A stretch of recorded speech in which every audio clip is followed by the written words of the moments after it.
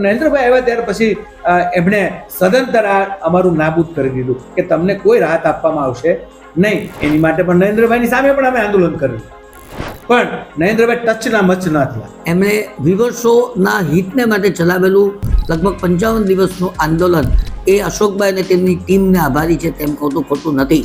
આ આંદોલન શેના માટે હતું? જે સિસ્ટમ ને ઇકોસિસ્ટમ છે, સુરતનું જે માર્કેટ છે એ હજી કોઈની પાસે ડેવલપ થયું નથી. અંતે સુરત જ આવવું પડશે. પણ એમએસએમઈ તો કે લાખોમાં, આજે સુરત 22 લાખ લોકોને રોજગારી આપે છે. આ નાની વાત નહીં. અશોકભાઈ, ઈરાન અને અમેરિકા વચ્ચેનું યુદ્ધ જેણે ભારતની પણ આર્થિક કમર તોડી નાખી છે એમ કહું તો કદાચ ખોટું નથી. હજુ કેવા દિવસો આવશે તે ખબર નથી, કારણ કે યુદ્ધ ક્યારે સમાપ્ત થશે તેની કોઈને ખબર નથી. નમસ્કાર દર્શક દોસ્તો, આજે વાત કરીએ the southern Gujarat chamber of commerce and ઇન્ડસ્ટ્રીના વર્ષ 2026-27ના પ્રમુખ શ્રી અશોકભાઈ જીરાવાલા સાથે. અશોકભાઈ જીરાવાલાએ ચેમ્બરની અંદર છેલ્લા કેટલાક વર્ષોથી કાર્ય તો કર્યું, પરંતુ જાહેર જીવનની અંદર તેમનું પ્રદાન બહુ ઊંચું રહ્યું છે. પોલિટિકલ પાર્ટીઓ સાથે પણ તેઓ સંકળાયેલા છે અને તેની સાથે સાથે ફોગવા જેવી અસરકારક સંસ્થાના તેઓ પ્રમુખ પણ છે. આપણે એક પછી એક બધા જ એમના જીવનના પાસાઓને સમજવાનો પ્રયાસ કરીશું. સૌથી પહેલાં તો અશોકભાઈ, ચેમ્બરના પ્રમુખ બનવા માટે ખૂબ ખૂબ અભિનંદન. ચેમ્બર એ જુદી સંસ્થા છે. તમે અત્યાર સુધીમાં જે સંસ્થાઓનું સંચાલન કર્યું છે તેના કરતાં કંઈક જુદા પ્રકારની સંસ્થા છે એવું તમે પોતે પણ કબૂલતા હશો.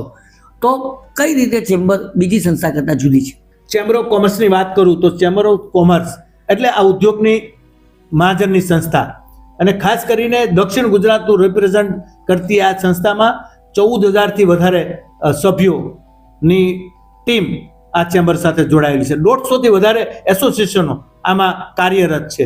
મારે એટલું જ કહેવું છે કે બીજા સંગઠનો અને ચેમ્બર ઓફ કોમર્સ જુદું કેવી રીતે પડે છે. ચેમ્બર ઓફ કોમર્સ એટલે તમામ ઉદ્યોગોનું રિપ્રેઝન્ટ કરે, એટલે ખાસ કરીને ટેક્સટાઇલની વાત કરીએ, ડાયમંડની વાત કરીએ, કેમિકલની વાત કરીએ, ફાર્માની વાત કરીએ, આવા દરેક ઇન્ડસ્ટ્રીઝના નાના મોટા જે સંગઠનો છે એવા 150 સંગઠનો રિપ્રેઝન્ટ, અને 150 સંગઠનો સાથે આ 14,500 જેટલા સભ્યો સાથેની આ સંસ્થા, એટલે આ એક अपने आप में एक जुदी प्रकारनी आ चेम्बर ऑफ कॉमर्स है जे आखा दक्षिण गुजरातનું નહીં પણ આખા દેશનું નેતૃત્વ કરે એટલી ક્ષમતા રાખે છે.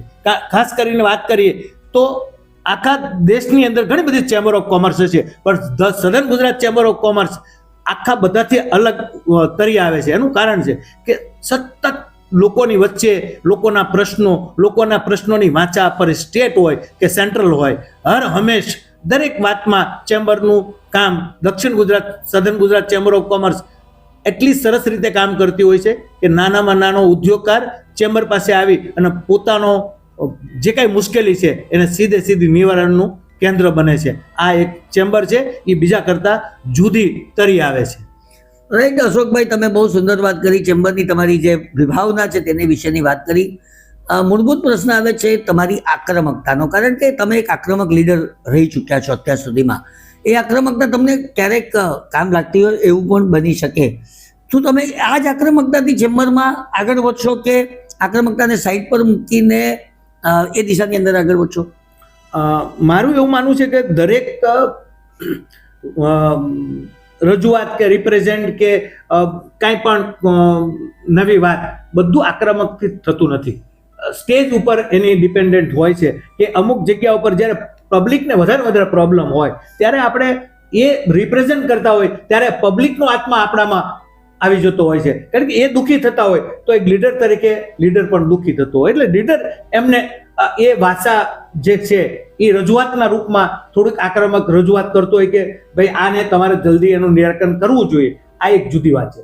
રહી વાત તો ચેમ્બર ઓફ કોમર્સના બીજા સ્ટેજની, તો એની ચેમ્બરના બીજા સ્ટેજની આપણે વાત કરીએ તો એની અંદર દરેક પહેલું અલગ હોય છે, કારણ કે ચેમ્બર છે એ એવી સંસ્થા છે કે જ્યાં આક્રમકતાની બાજુએ મૂકીને ચેમ્બરને આપણે ચલાવવાની હોય છે, પણ જ્યાં જરૂર પડે ત્યાં રિપ્રેઝન્ટમાં તમે આક્રમક મોડ લઈ શકો છો. પણ ચેમ્બરની વાત આવે છે ત્યાં તમારે બધાને સાથે લઈને એક મળતાવડા સ્વભાવ સાથે આપણે કામ કરવું પડતું હોય છે, કારણ કે ચેમ્બર છે એક સમૂહ છે. ચેમ્બર એક વ્યક્તિ નથી. ચેમ્બર એક ઓર્ગેનાઇઝેશન છે જે આખા દેશની અંદર સારામાં સારી કામગીરી કરતું હોય, જેમના વડાપ્રધાનશ્રીના મુખેથી આપણે સાંભળવા મળે કે તમારે કંઈ શીખવું હોય તો the southern Gujarat chamber of commerce સુરતમાંથી તમારે શીખવું પડે. આ જે પ્રતિભા આપણી છે એને ધ્યાનમાં રાખીને તમારે કામ કરવાનું છે. ટૂંકમાં આક્રમકતા નહીં પરંતુ આત્મવિશ્વાસથી અને મક્કમતાથી શબ્દ વધારે યોગ્ય થઈ પડે. તમે જે વાત કરો તેમાંથી મને આટલી વાત સમજ પડે છે. અને મિત્રો, હું વાત કરી રહ્યો છું અશોકભાઈ જીરાવાલા સાથે, જેઓ ચેમ્બર ઓફ કોમર્સના પ્રમુખ છે. 14,500થી વધુ સભ્યોનું તેઓ પ્રતિનિધિત્વ કરે છે. 150થી વધુ એસોસિએશનની સાથે તેઓ સંકલન સાધે છે. એમણે જે વાત કરી તે એસોસિએશનની વાત કરીએ. ચેમ્બર એટલે એસોસિએશનના પ્રશ્નો, એના સભ્યોના પ્રશ્નો, એને વાચા આપતી સંસ્થા, એના સમસ્યાના સમાધાનમાં ભૂમિકા ભજવતી સંસ્થા. આ એસોસિએશન સાથે તમે લાયઝન કેવી રીતે રાખશો, એ બધા જ એસોસિએશનના સંકલન કરીને ચેમ્બરની અંદર તમે એમને કેવી રીતે એક્ટિવેટ કરશો, એ પણ મારે જાણવું છે. નિખિલભાઈ, વાત કરું ને તો એસોસિએશનની વાત છે કે એસોસિએશનમાંથી હું આવું છું એને ટેક્સટાઇલ છે, અને જ્યારે હું ચેમ્બર ઓફ કોમર્સના પ્રેસિડેન્ટ તરીકે આવું તો મારી પાસે 150 એસોસિએશનની રજૂઆતો હશે, પણ મારે એને કઈ રીતે રજૂઆતના સ્ટેજમાં લઈ જવું અને રિપ્રેઝન્ટ કરવું, કારણ કે દરેકની માંગણીઓ અલગ હશે, દરેકના પ્રશ્નો અલગ હશે, પણ આપણે એને સારી રીતે સુપેરે આપણે એને અંજામ સુધી લઈ જવા માટે જે કંઈ મહેનત કરવી પડશે, જે કંઈ રિપ્રેઝન્ટ કરવું પડશે, ચાહે સ્ટેટ ગવર્મેન્ટ હોય ચાહે સેન્ટ્રલ ગવર્મેન્ટ હોય, એની એક પ્રાથમિકતા જુદી હોય છે, અને એ કામ ચેમ્બર ઓફ કોમર્સના એક પ્રતિનિધિ તરીકે મારી જવાબદારી બને છે. દર્શક મિત્રો, આગળ વધીએ. અશોકભાઈએ પોતાના વર્ષ માટેના કેટલાક અદ્ભુત સંકલ્પો પ્રસ્તુત કર્યા છે જાહેર જનતા સમક્ષ, પરંતુ એ પહેલા આપણે તેમના ભૂતકાળ પર એક ડોક્યુ કરીએ તો તેઓ ફોગવાના આક્રમક લીડર રહ્યા છે. આજથી વર્ષો પહેલા એમણે વિવર્સોના હિતને માટે ચલાવેલું લગભગ 55 દિવસનું આંદોલન, એ અશોકભાઈ અને તેમની ટીમને આભારી છે તેમ કહું તો ખોટું નથી. આ આંદોલન શેના માટે હતું અને કઈ રીતે એ આંદોલનને તમે અંજામ આપ્યો હતો? આ આંદોલન હતું જે તે વખતે વાજપેયીજીની સરકાર હતી એને સેન્ડવેટ લગાડી દેવામાં આવ્યું હતું, અને સેન્ડવેટને લઈને આખું આંદોલન ઊભું થયેલું, કારણ કે એક બાજુ જે ઇન્ડસ્ટ્રી છે એ સર્વાઈવ નહોતી કરી શકતી, અને ઉપરથી જે ચોપડામાં જે લખાણમાં પડ્યું રહેવાનું લખાણપટ્ટી વધારે આવતી હતી, એને લઈને આખા ઇન્ડસ્ટ્રીની અંદર સમગ્ર ભારતમાં આ એક સૂર ઉઠેલો કે ભાઈ આ સેન્ડવેટ ના જોઈએ, અને એના માટે અમે એક મુહિમ છેડેલી, અને એમાં હું માનનીય કાશીરામભાઈને પણ અભિનંદન આપું છું કે એ વખતનું તંદુરસ્ત પોલિટિક્સ હતું કે એમના ઘર સામે તમને બેસવા, ઉપવાસ ઉપર બેસવા માટેની જગ્યા આપવામાં આવે, તમને પાણીને બધી જ વ્યવસ્થા ત્યાં કરી દેવામાં આવે, આવું તંદુરસ્ત પોલિટિક્સ ત્યારે હતું. ત્યારે કાશીરામભાઈ અઠવાડિયે આવતા શનિ રવિ, અને શનિ રવિ આવીને અમને એક વાહો થાબડતા કે મિત્રો તમે ઢીલા નહીં પડતા, આપણે તમારા કામને અંજામ આપીશું. અને એક સમય એવો આવ્યો કે કદાચ સેન્ડવેટ ના હતી, પણ જે તે વખતે કોંગ્રેસની સરકાર બની, અને કોંગ્રેસની સરકારમાં અમે એક કમેન્ટમેન્ટ લીધું આ તમામ ઇન્ડસ્ટ્રીઝ સાથે મળીને કે ભાઈ આ સેન્ડવેટ હટાવવી પડે, અને કોંગ્રેસની સરકાર બની જે તે વખતે મનમોહન સિંહની, અને શંકરસિંહ વાઘેલા જેવી વ્યક્તિ એની ટેક્સટાઇલ મંત્રી બન્યા, અને લગભગ મારા ખ્યાલથી આંદોલનની ચીમકી ઉચ્ચારવાથી પણ એક સીધો નિર્ણય છે એને 7 દિવસની અંદર કહેવાય નાબૂદ કરવામાં આવ્યો. આ એક આંદોલનની અમારી શરૂઆત હતી, અને એ પહેલા પણ એક આંદોલન અમે કરી ચૂક્યા હતા જે મારા ખ્યાલથી આઈ થિંક વીજળી વધારાના દર માટે અથવા તો સુરત ઇલેક્ટ્રિસિટી કંપનીની ડિપોઝિટનો મામલો હતો કદાચ. હા જી.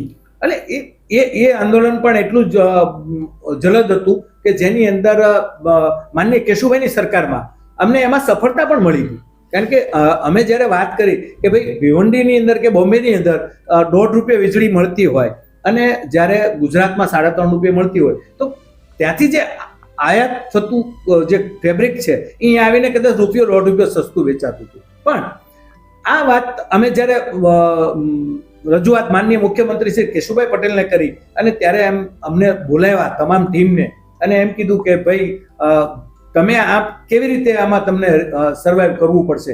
એટલે અમે એમને રજૂઆત કરી કે ભાઈ આમાં ક્યાંક અમને જો ડિફરમેન્ટ કે વચગાળાની રાહત મળે તો આ ઇન્ડસ્ટ્રીઝને બેનિફિટ થાય, જેને લઈને માનનીય કેશુભાઈ 30% જેટલું માતબર રકમનું અમને રિફંડ આપ્યું, અને જેને લઈને ઇન્ડસ્ટ્રી ઘણી બધી ગ્રો થઈ અને ઇન્ડસ્ટ્રી આગળ વધી. આ એક બીજું આંદોલન પણ અમે એમાં સક્સેસફુલી બહાર નીકળ્યા. કહેવાનો મતલબ કે ઇન્ડસ્ટ્રીઝને જ્યાં જ્યાં જરૂર પડી ત્યારે સંગઠને અને ઇન્ડસ્ટ્રીએ કામ કર્યું છે. દર્શક મિત્રો, અશોકભાઈ જીરાવાલા સાથે કાર્યક્રમમાં આગળ વધીએ અને તેમના કેટલીક વાતોને સમજવાનો પ્રયાસ કરીએ. અશોકભાઈ, તમે મૂળ જીરા ગામના, સુરત કેવી રીતે આવ્યા અને સુરત આવ્યા પછી તમારું કાર્યક્ષેત્ર કઈ રીતે તમે વિસ્તાર્યું ને અત્યારે તમે કયા તબક્કામાં છો? હું સુરત આવ્યો 1982માં, જ્યારે મારા ખ્યાલથી સ્કાયલેબ ની વાત આવતી હતી, સ્કાયલેબ પડવાનું છે, અને એ સંદર્ભમાં હું સુરતમાં આવ્યો ને. સુરતમાં એકચ્યુઅલી હું ભણવા માટે આવેલો, પણ ક્યાંક ને ક્યાંક આખો મૂડ ચેન્જ થયો અને હું ડાયમંડ ઇન્ડસ્ટ્રીઝની સાથે જોડાઈ ગયો અને ધીરે ધીરે કરતા ડાયમંડ ઇન્ડસ્ટ્રીઝમાં શીખ્યો, હીરા ઘસતા શીખ્યો, પછી બજારમાં લે વેચ કરતા પણ શીખ્યો. એટલે બીજા એકાદ બે વર્ષ મેં કામ કર્યું, કેવી રીતે ડાયમંડ વેચવો અને કેવી રીતે ખરીદવો એમાં પણ કામ કર્યું. એટલે કહેવાનું બધે મેં હાથ અજમાવી લીધા, પણ અંતે મારો આત્મા જ્યાં ઠહેરો છે એનું નામ છે ટેક્સટાઇલ. કે હું 1989માં ટેક્સટાઇલમાં આવ્યો અને વસ્તા દેવડી રોડ ઉપર મેં મારા જીવનની ટેક્સટાઇલની અંદર પદાર્પણ કર્યું. મારા ફઈના દીકરાને ત્યાં હું 1 વર્ષ માટે ટેક્સટાઇલ શીખ્યો અને વાણો તાણો કેવી રીતે હોય, બીમ કેવી રીતે ભરાય, ટાંકા કેવી રીતે સાફ કરાય, આ બધું મેરે ખ્યાલથી મેં 1 વર્ષ માટે 1989માં આ શરૂઆત કરી. અને પછી કાપોદ્રા ખાતે મારી ફેક્ટરીની મેં 6 મશીનથી શરૂઆત કરી હતી. આઈ થિંક ત્યારે બહુ ઓછા જ લોકો હતા જેની પાસે વધારે મશીન હાલતા હોય. ત્યારે લગભગ 12, 24, 36 મશીન, આનાથી વધારે 36 મશીન વાળો તો બહુ મોટો વ્યુઅર્સ ગણાતો ત્યારે. તો આ રીતે ટેક્સટાઇલની મારી શરૂઆત. અત્યારે તમે કયા તબક્કામાં છો? કારણ કે તમે તો બહુ ધીકતો ધંધો અત્યારે કરો છો, તમારા દીકરાઓ પણ હવે તો તમારા ધંધાની અંદર સાથે છે, એટલે કદાચ ચેમ્બરનું સુકાન સંભાળવામાં તમને તકલીફ પણ ઓછી પડશે. તો એવો અત્યારે કઈ સ્પીડે આગળ વધી રહ્યા છે અને શેમાં વધી રહ્યા છે? નિખિલભાઈ, વાત કરીએ ને તો એકચ્યુઅલી હું 1990 પછીથી આ ઇન્ડસ્ટ્રીઝમાં આવ્યા પછી તો ઘણા બધા ઉતાર ચઢાવ આવ્યા. ખાસ કરીને 92ની ધમાલ, ત્યાર પછીના પ્લેગની વાત કરીએ, એમ 1 by 1 ઇન્ડસ્ટ્રીઝને બહુ બધા ધક્કા લાગ્યા. પણ અમે સ્ટેબલ ત્યારે થયા, આઈ થિંક 2000ની સાલમાં અમે સ્ટેબલ થયા, 2001-2ની અંદર, કે જ્યારે નરેન્દ્રભાઈ મોદીનું શાસન આવ્યું.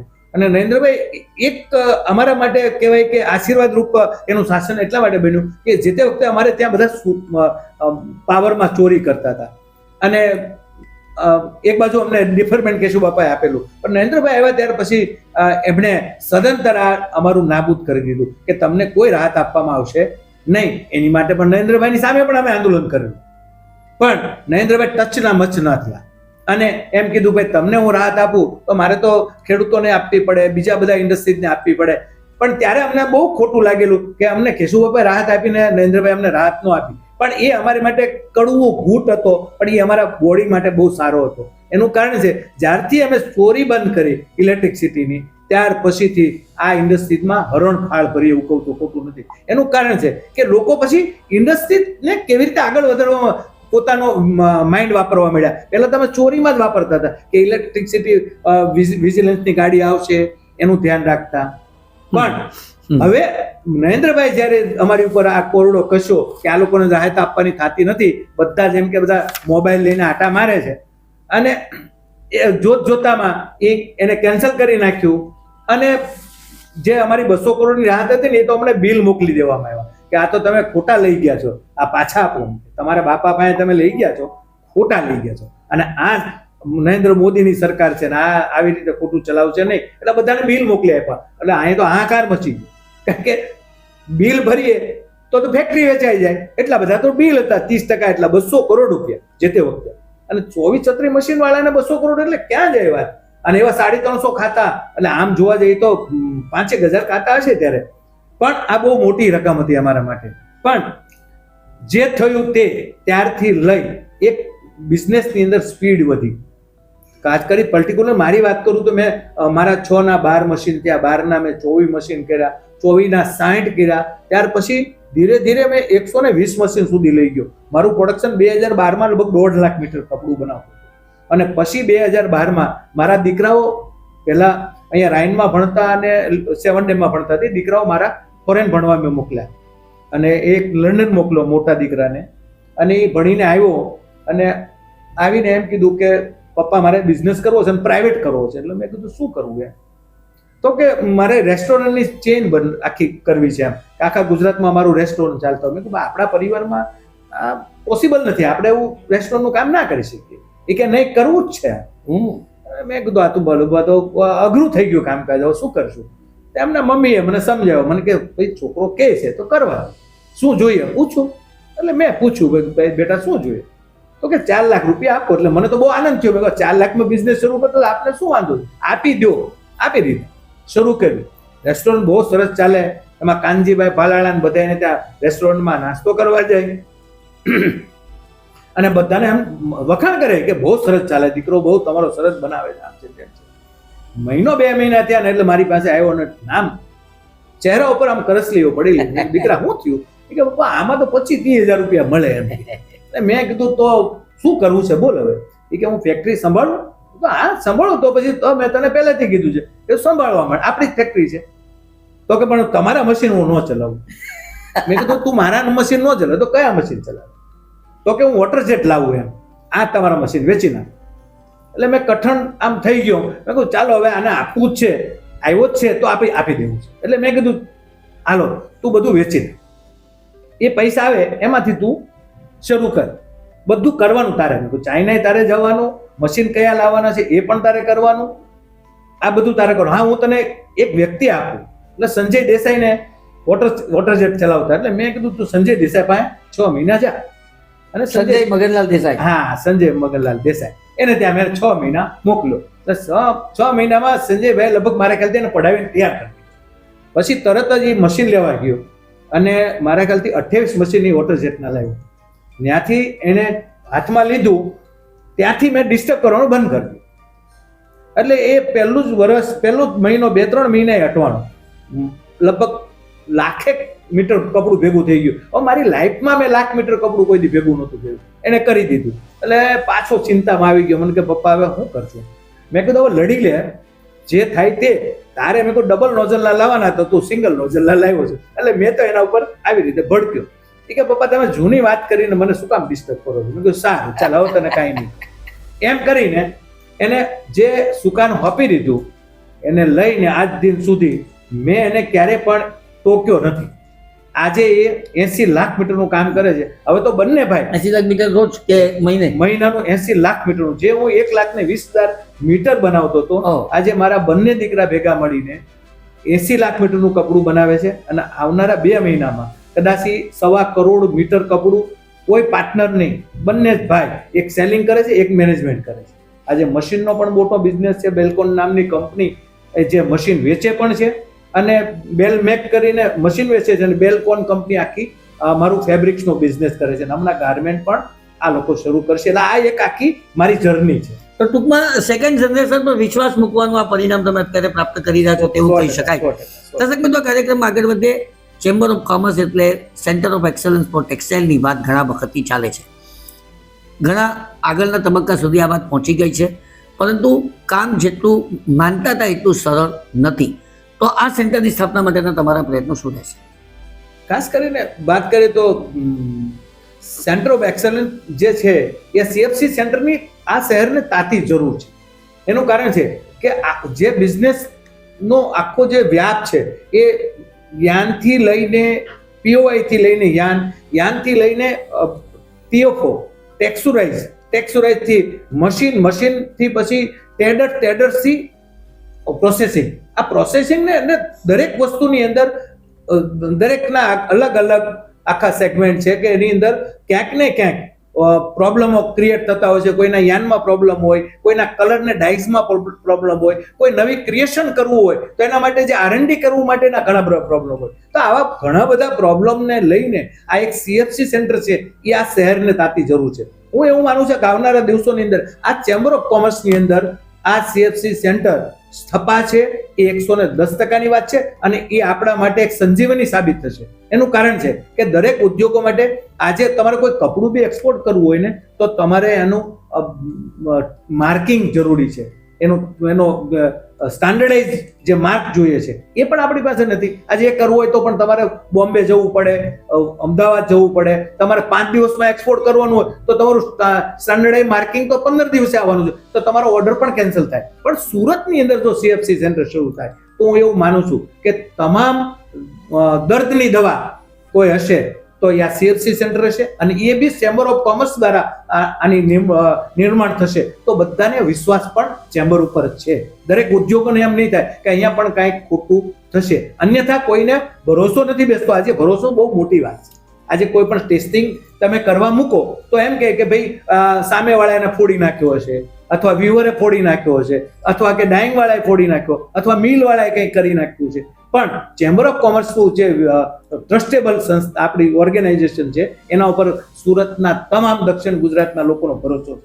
એટલા માટે CFC સેન્ટર અહીંયા સક્સેસફુલી થશે. રાઈટ, દર્શક મિત્રો, આપણે વાત કરી રહ્યા છીએ ચેમ્બરના પ્રમુખ શ્રી અશોકભાઈ જીરાવાળા સાથે. અશોકભાઈ, PM મિત્ર પાર્ક એ આપણા સૌનું સ્વપ્ન છે, પણ કોઈક ને કોઈ કારણસર એ સ્વપ્ન સાકાર થઈ શકતું નથી અથવા તો લંબાયા કરે છે. એ સ્વપ્ન જોવા માટેની આપણી રાહ બહુ લાંબી થઈ ગઈ છે.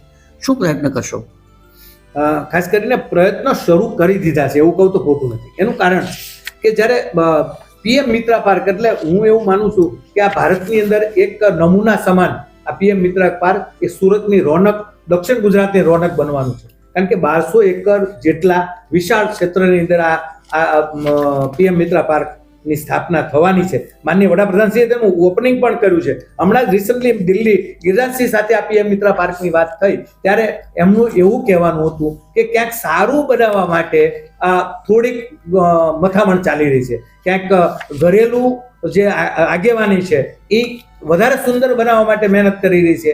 કોઈક એજન્સીઓ છે એ ક્યાંક નવી પ્રપોઝલ આવે છે. આ બંનેની વચ્ચે હવે લગભગ ટૂંક સમયની અંદર આનું કહેવાય કે તૈયારી શરૂ થઈ જશે એવું માનનીય ટેક્સટાઇલ મંત્રીએ પણ કીધું છે કે ટૂંક સમયમાં PM મિત્ર પાર્કને જે છે એને શરૂ કરવામાં આવશે. એનો માસ્ટર ડેવલપર પણ તૈયાર કરવામાં આવશે. એની પાછળ સરકારે એક ટીમને પણ નિમણૂક કરી દીધી છે એવું ગિરિરાજસિંહે મને કીધું છે. હું માનું છું કે ટૂંક સમયમાં શરૂ થવું જોઈએ, અને જો શરૂ થઈ જાય તો હું માનું છું કે આજે જે વ્યાપ વધી રહ્યો છે એના કરતાં 10 ગણો વ્યાપ PM મિત્ર પાર્કને લઈને બહુ આ શહેરને બહુ મોટું યોગદાન પૂરું પાડશે, અથવા દક્ષિણ ગુજરાતને એક મોટી ઔદ્યોગિક ક્રાંતિ લાવશે એવું માની રહ્યો છે. અશોકભાઈ, તમે એક સંકલ્પ કર્યો છે તે મેડિકલ ટુરિઝમનો વિકાસ બહુ જરૂરી છે, કારણ કે ભારતની અંદર ને ખાસ કરીને સુરત અને દક્ષિણ ગુજરાતની અંદર જે ટ્રીટમેન્ટ આપવામાં આવે છે તે અન્ય દેશો કરતાં ખૂબ સહેલી, સસ્તી અને સારી હોય છે, પણ હજુ જોઈએ એટલા પરિણામો મળ્યા નથી. શું પ્રયત્ન કરશો? ખાસ વાત કરીએ તો હમણાં જ અમે જ્યારે ગાના, અક્રા અને કુમાસીનો મારો જે પ્રવાસ હતો ચેમ્બર ઓફ કોમર્સ દ્વારા, હું વાઇસ પ્રેસિડેન્ટ હતો અને મેં પ્રવાસ કર્યો, ત્યારે ત્યાંથી પણ એમની એમ્બેસીએ પણ અમને એવી માંગણી કરી હતી કે તમે અમારી સાથે MOU કરો, મેડિકલ ક્ષેત્રમાં તમે અમને ઉપયોગી થાવ, અને અરસપરસ અમારા જે કંઈ દર્દીઓ છે એ તમારે ત્યાં સુરત આવે અને સારી એવી ટ્રીટમેન્ટ સારવાર લે. કારણ કે સુરત પણ હવે મેડિકલનો હબ બની ગયું છે. ઘણી બધી હજારો હોસ્પિટલો કાર્યરત છે. સારા તજજ્ઞો પણ અત્યારે સુરતને પ્રાપ્ત થયા છે. યુવાનો અત્યારે નવી ટેકનોલોજી સાથે સ્ટડી કરીને અત્યારે હોસ્પિટલો કરી રહ્યા છે. ત્યારે આ મેડિકલ ટુરિઝમ જરૂરી છે, પણ ક્યાંક આપને થોડીક અડચણ ઊભી થઈ છે કે કનેક્ટિવિટી છે એ કન્ટિન્યુ આપણી પાસે નથી. કારણ કે કોઈ બહારથી, કોઈ વિદેશથી કોઈ દર્દી આવશે તો એને તાત્કાલિક સારવાર મળે અને તાત્કાલિક એનું પરિવહન પણ યોગ્ય પ્રમાણે મળી જાય. એવી રીતે માનો કે કોઈ ચેન્નાઈ જતું રહે છે, કોઈ દિલ્હી પકડી લે છે, કોઈ બોમ્બે પકડી લે છે, એવી જ રીતે જો કનેક્ટિવિટી વધી જાય તો હું માનું છું કે સુરત વધારે ખૂબસૂરત બનશે, સુરત વધારે મજબૂત પણ બનશે. અને પણ એના માટે ખાસ જોઈએ છે કનેક્ટિવિટી. ખાસ કરીને જે બહારની કન્ટ્રીઓ સાથેના આપણા જે વ્યવહારો છે એ કનેક્ટિવિટીને લઈને પણ આપણે અટવાઈ રહ્યા છે. ખાસ કરીને જે ફ્લાઇટોની જરૂર છે, જેટલી જરૂર છે એની કરતાં 5% ફ્લાઇટો અત્યારે સુરત પાસે છે. હકીકતમાં 80% ફ્લાઇટો આપને મળવી જોઈએ, કારણ કે સુરત ઉભરતો સિતારો છે એવું હું કહું તો ખોટું નથી. કારણ કે તમારે દ્રષ્ટિ કરવાની જરૂર છે. હું તમામ ગુજરાતના જે નેતાઓ છે એમને પણ વિનંતી કરવા માંગુ છું કે સુરતમાં એ પોટેન્શિયલ છે, પણ એને તમે વિઝન આપો, એને કનેક્ટિવિટી આપો. તમારે અત્યારે બુલેટ ટ્રેનનું જે તૈયારી થઈ રહી છે બહુ સારી વાત છે, એ કનેક્ટિવિટી સારી છે. ત્યાર પછી એક્સપ્રેસ વે બની રહ્યા છે એ પણ સારું છે, પણ જ્યારે કોઈ વિદેશથી આવવા વાળો વ્યક્તિ છે એ પ્લેન વધારે પસંદ કરતો હોય છે, હવાઈ યાત્રા વધારે પસંદ કરે છે, એ ટ્રેનની યાત્રા પણ પસંદ નથી કરતો, કારણ કે એને ડર હોય છે કે એ સુવિધા મળતા સમય લાગશે. આમાં તો તમારે ખબર જ છે કે હું આ પ્લેનમાં અહીંથી બેઠો તો કલાકમાં હું દિલ્હી પહોંચી જ જવાનો છું. આ એક જો સુવિધા વધારે કનેક્ટિવિટી મળે, આપણને સદભાગ્ય છે કે આપણે ઇન્ટરનેશનલ નામ મળી ગયું છે, એરપોર્ટ પણ બની ગયું છે, પણ હવે ફ્લાઇટોની કમી છે. એ જો પૂરી થઈ જાય અને એના માટે ચેમ્બર કાર્યરત છે. ચેમ્બરે હમણાં જ માન્ય CR પાટીલજીના બંગલે ત્યાંના એવિએશન મિનિસ્ટર નાયડુ સાથે બેસીને આ એક તૈયારી કરી જ છે કે વધારે કનેક્ટિવિટી ડોમેસ્ટિક પણ વધવી જોઈએ, કારણ કે સુરત મિની ભારત છે, 28 રાજ્યો સાથે કામ કરે છે, વેપાર કરે છે, ત્યાં તેમના વર્કરો આપણે જ્યાં કામ કરે છે. તો આ એક ઇકોસિસ્ટમ છે, એને કાર્યરત વધારે મજબૂત બનાવવા માટે પણ ડોમેસ્ટિક ફ્લાઇટોની પણ જરૂર છે. રાઈટ. અશોકભાઈ, બીજો એક મહત્વનો પ્રશ્ન ઉદ્યોગ માટે જે અત્યારે ચર્ચાનો વિષય છે તે છે કે પહેલા અન્ય રાજ્યોના વર્કર સુરત આવતા હતા, કારણ કે એ રાજ્યોની અંદર એ સગવડો નહોતી. ત્યાર પછી સરકારે નરેગા જેવી આખી એક પદ્ધતિ દાખલ કરી.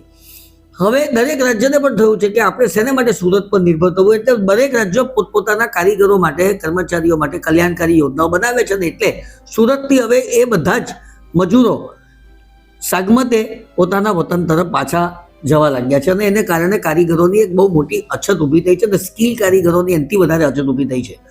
શું થશે આ ઇન્ડસ્ટ્રીનું? બહુ પડકારરૂપ છે અત્યારે. હું કહું તો બહુ સિરિયસ પ્રશ્ન તમે મને પૂછી લીધો છે, કારણ કે વર્કર નહીં હોય તો ઇન્ડસ્ટ્રીઝ ક્યાં? આજે મેન પાવરની વાત કરું, હું ટેક્સટાઇલ સાથે જોડાયેલો છું, 30% મેન પાવર તો ટેક્સટાઇલમાં જ ઘટે, તો બાકી ઇન્ડસ્ટ્રીઝનું શું?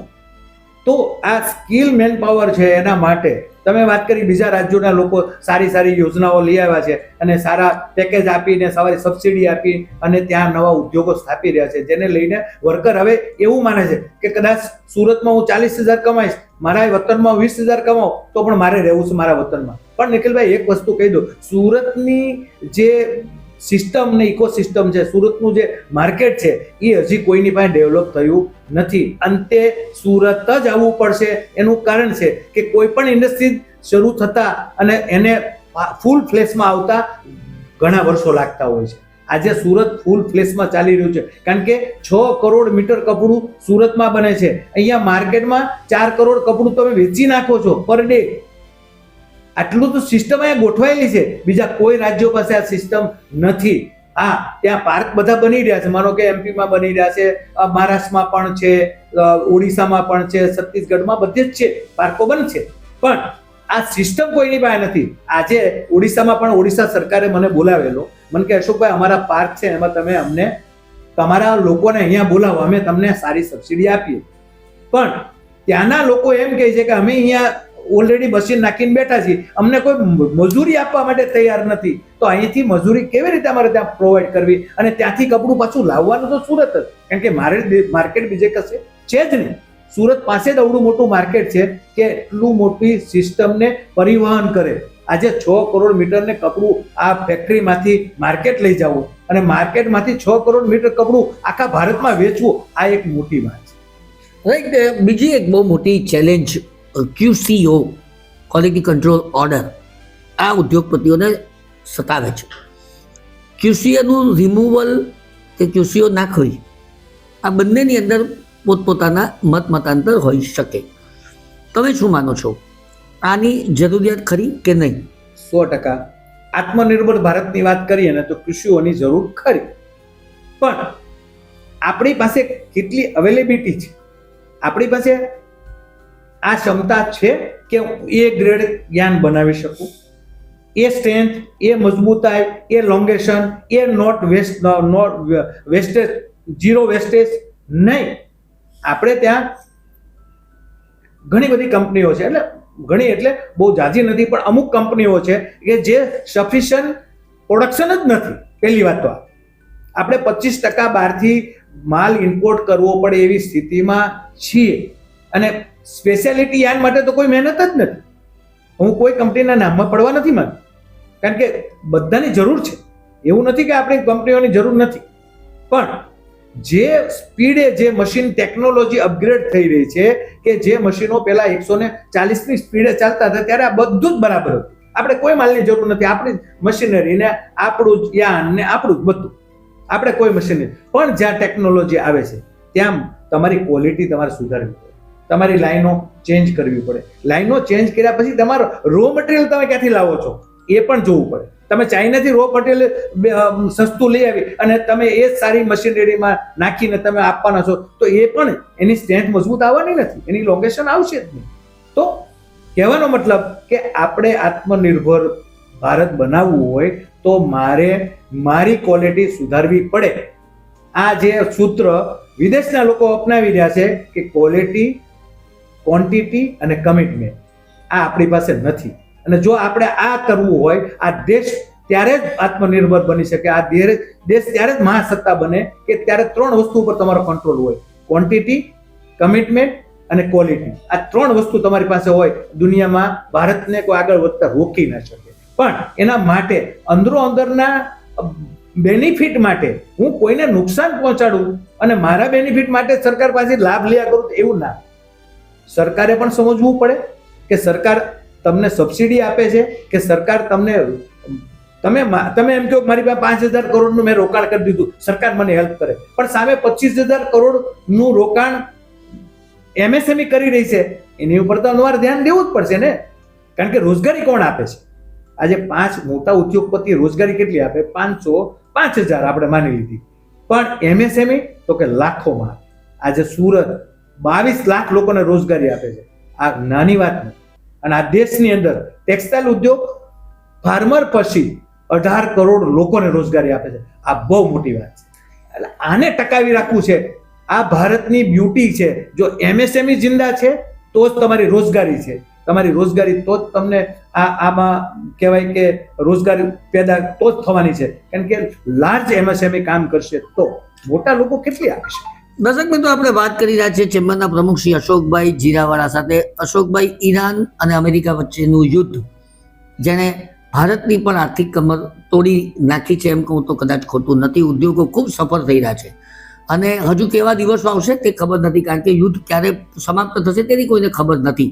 કેટલી અસર પડી છે અને અસરમાંથી બહાર આવવા માટે આપણી પાસે કોઈ ઉપાય ખરો કે પછી સરકાર પાસે આપણે કોઈ અપેક્ષા રાખવી જોઈએ? અત્યારે જે પરિસ્થિતિ છે એ મિડલ ઇસ્ટ જે યુદ્ધ છે એ તો જ્યારે કહેવાય શાંતિ મંત્રણા થાય, યુદ્ધ ખતમ થાય તો ને તો જ આ ઇન્ડસ્ટ્રી સર્વાઈવ કરી શકે. હવે જો યુદ્ધ વધારે લાંબુ ચાલે તો હું નથી માનતો આ ઇન્ડસ્ટ્રી વધારે સહન કરી શકશે. કારણ કે તમારે જે મિડલ ઇસ્ટની અંદરથી જે ક્રૂડ આવે છે, ક્રૂડમાંથી મેલ્ટ બને, મેલ્ટની MAGPTA અને પછીથી યાન બનતું હોય છે. આ મેનમેડ ફાઈબર છે. આ મેનમેડ ફાઈબર જો ઇઝીલી તમને ક્રૂડ મળે તો જ આ તમને સસ્તું પડે, અન્યથા સસ્તું ના પડે. અને આ માત્ર ભારત પૂરતી વાત નથી, આખા વિશ્વની અંદર યુદ્ધ છે એને ક્યારે પણ ફાયદો થતો નથી. યુદ્ધ ખતમ થાય તો જ ફાયદો છે. એટલે હું એવું માનું છું કે આ ઈરાન અને US આ બંને શાંતિ મંત્રણા કરી અને જો બંને આ દેશની ખુવારી, વિશ્વની ખુવારી કરતા અટકાવે તો આ બે જ અટકાવી શકે. કારણ કે બંને પૂરેપૂરા ખુવારી થઈ ચૂક્યા છે. પણ સાથે સાથે આખું વિશ્વ આમાં હોમાઈ ગયું છે એવું કહું છું. કારણ કે દરેક જગ્યા ઉપર દરેક વસ્તુના ભાવ છે એ આસમાન પકડી રહ્યા છે. આપણે ક્યાંક ને ક્યાંક હજી થોડાક પાછળ છીએ, પણ આવનારા દિવસોમાં આપણે પણ એ જ લાઈનમાં ઊભું રહેવાનું છે. કારણ કે તમને જ્યાં સુધી તમારી પાસે સક્ષમતા નથી, આપણી પાસે ક્રૂડના કોઈ ભંડાર જ નથી, આપણી પાસે કોઈ પેટ્રોલિયમ પેદાશ જ નથી, આપણે તો કોઈના ઉપર ડિપેન્ડેડ છીએ, તો બીજા કરતા વધારે નુકસાન આપણે થાય એ સ્વાભાવિક છે.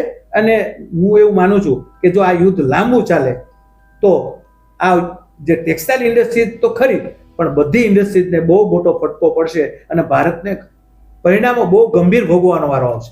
એક અંતિમ વાત સાથે આપની સાથેની વાતને અલ્પ વિરામ આપવાનું પસંદ કરીશ અશોકભાઈ, અને તે વાત છે ચેમ્બરની સભ્યપદ વૃદ્ધિ દર વર્ષે વધતી જ જાય છે અને બહુ વિક્રમી આંકડાઓ દર વખતે વધે છે. આ મેમ્બર વધારવાના એક તરફ ફાયદા છે, એક તરફ ગેરફાયદા પણ છે. આપણે એને ફાયદાના સંદર્ભની અંદર જ વિચાર કરીએ તો એનું ભંડોળ વધે, એ કરતાં પણ ઉદ્યોગપતિઓનું ઇન્વોલ્વમેન્ટ વધે, એ બહુ સ્વાભાવિક ઘટનાક્રમ છે. આપ આપણા દર્શક મિત્રોને આમંત્રણ આપો કે આપ ચેમ્બરની અંદર વધુ ને વધુ સંખ્યામાં જોડાઓ. અને કેમ જોડાવવું જરૂરી છે? ઘણા લોકો પૂછતા હોય છે કે ભાઈ ફાયદો શું? ફાયદા જણાવો.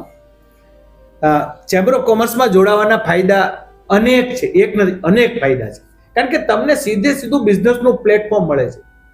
તમને રજૂઆત કરવા માટે તમારે કોઈની પાસે નથી જવાનું, તમારે ચેમ્બર જ તમારી બધી જ રિપ્રેઝેન્ટ સેન્ટ્રલ લેવલ અને સ્ટેટ લેવલે કરે છે.